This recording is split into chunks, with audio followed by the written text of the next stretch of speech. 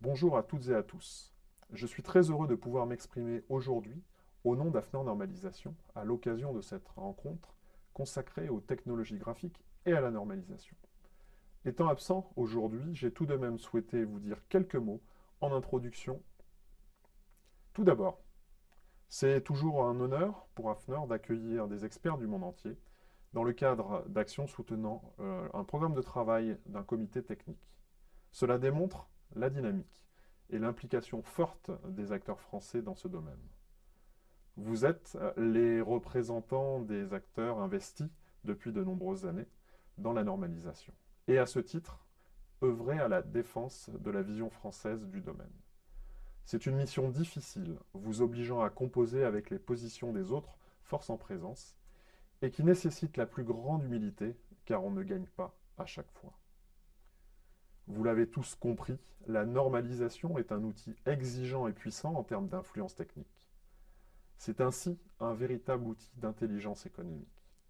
D'ailleurs, le sénateur Jean-Baptiste Lemoyne a précisé dans son intervention du 29 mai 2024, dans le cadre du contrôle des investissements étrangers en France comme outil d'une stratégie économique au service de notre souveraineté, il faut travailler sur l'influence normative. Qui fait la norme fait le marché. Anticiper la norme, c'est bien produire. La produire, c'est mieux. Mais la normalisation n'est pas qu'un outil au service de l'influence. C'est aussi un moyen d'anticipation.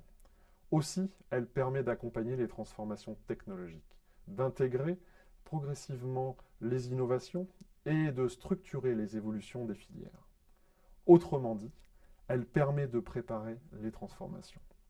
Dans un contexte où les transitions numériques, industrielles et environnementales s'accélèrent, cette capacité à anticiper le changement devient un avantage compétitif majeur. Pour résumer, participer à la normalisation, c'est contribuer activement à la définition des règles du jeu pour s'assurer que les standards futurs soient compatibles avec ses savoir-faire, ses technologies et ses intérêts. C'est aussi un levier de compétitivité, un outil d'intelligence économique et un moyen d'influence. Enfin, je veux remercier tout particulièrement l'UNIC et Ambition Graphique pour l'organisation de cette journée. Je vous souhaite un excellent événement.